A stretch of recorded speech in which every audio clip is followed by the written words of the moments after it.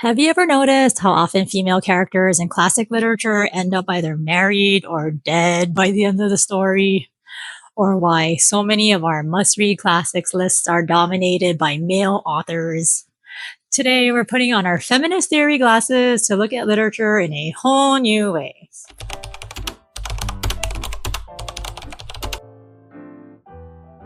Hi, my name is Moana, and this is my reading buddy Spike. And I am a reading and writing lover who disliked English class as both a student and a teacher.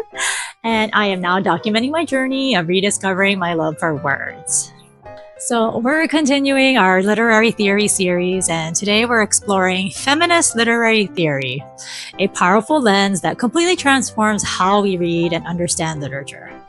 Before we begin, you're watching a video that is part of my literary theory series here on my channel. So check out the rest of my playlist to see more on literary theories. So feminist literary theory isn't just about finding sexism in old books, though we'll definitely spot some of that.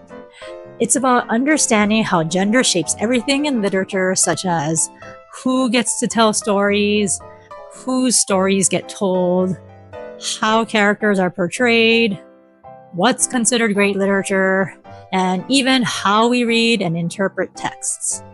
Let's take a quick journey through the history of feminist literary theory. The first wave of feminism took place in the late 1700s to the early 1900s. Picture this. It's 1792 and Mary Wollstonecraft drops her bombshell book, A Vindication of the Rights of Woman. She's asking the radical question, why aren't women writing? But she's not just asking about writing, she's questioning why women aren't being educated like men.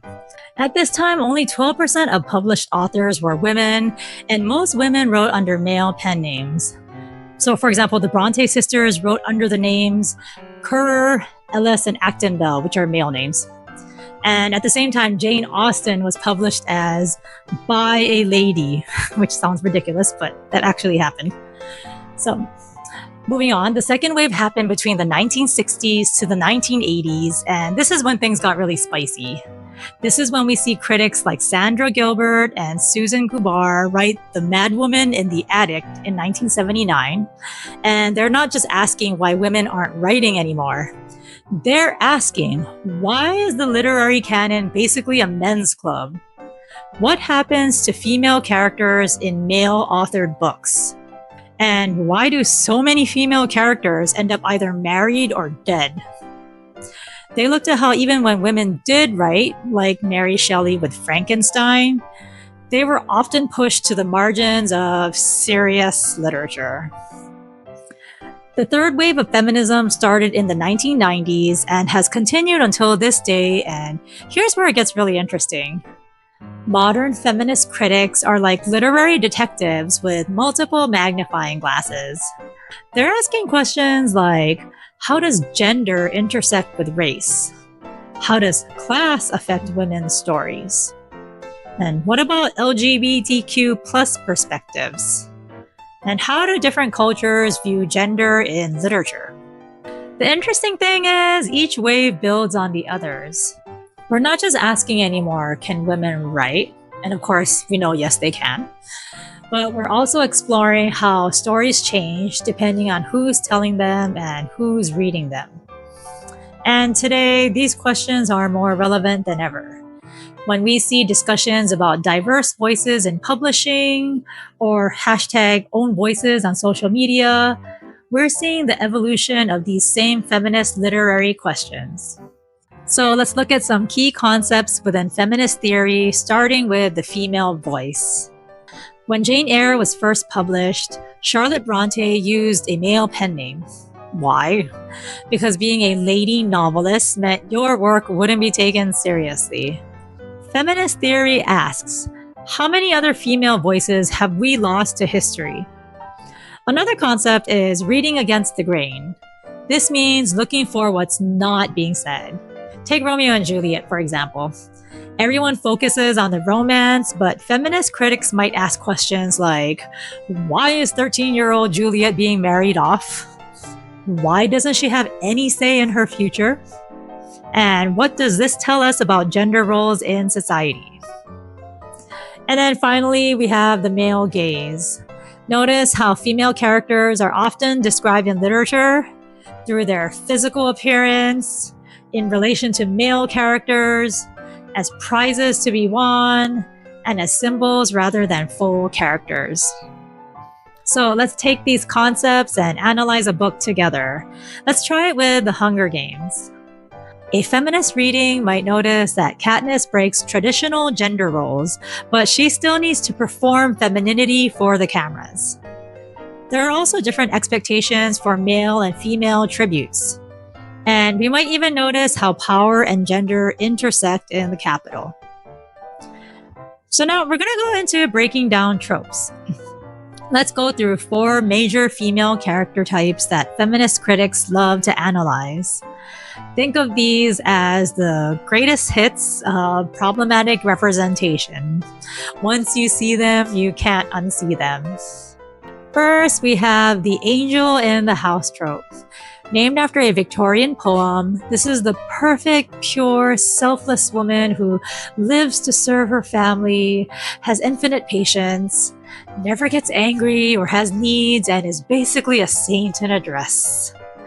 A classic example is Beth from Little Women, who is literally too pure for this world.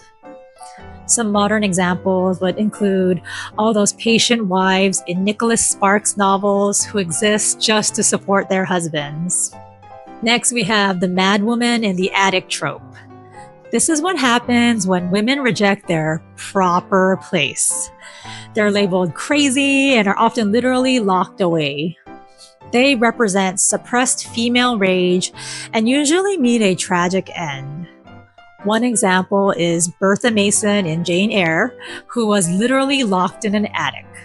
And then there was Amy Dunn in Gone Girl, who showed us what happens when the perfect wife snaps. Then we have the manic pixie dream girl trope.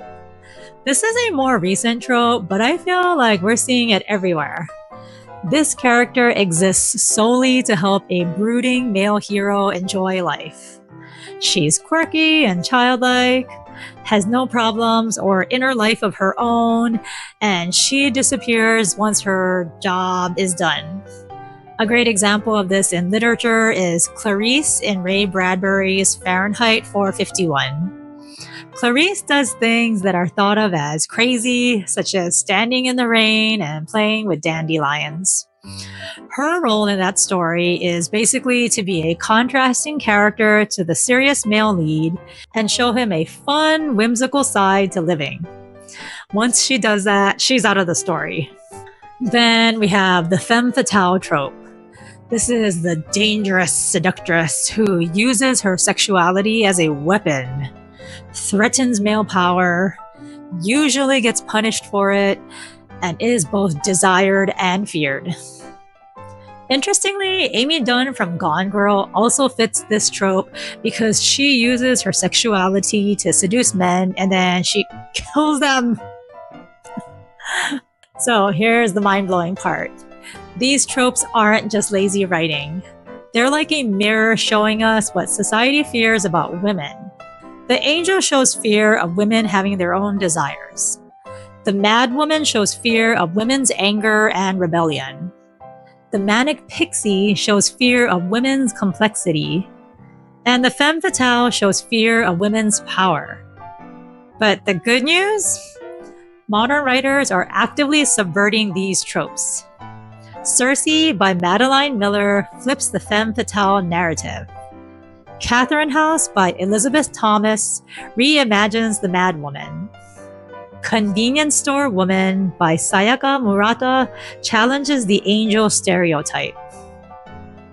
Feminist literary theory helps us understand why we needed the #Own Voices movement, the importance of diverse representation, how publishing is changing, and why some classic books feel problematic today.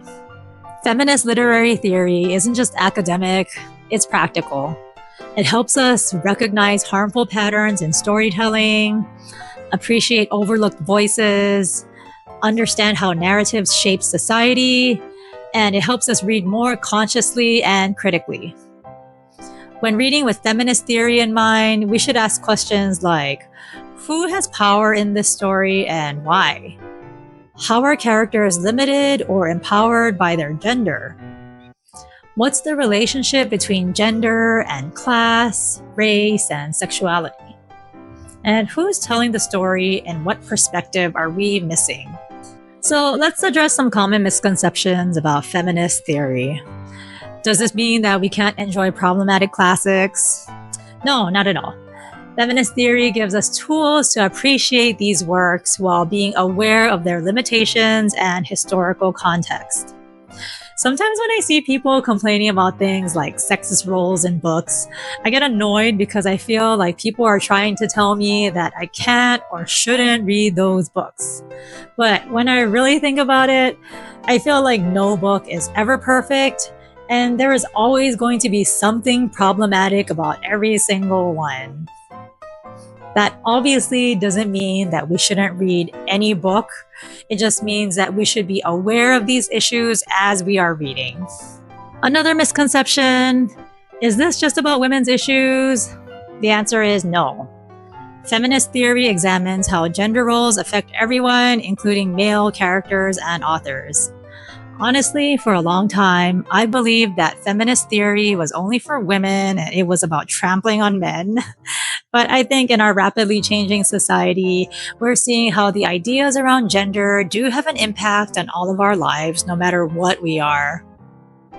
So now it's your turn. Pick any book you're reading right now and try these questions. How does gender influence the story? What would change if the main character's gender was different? Whose perspective is missing from the narrative?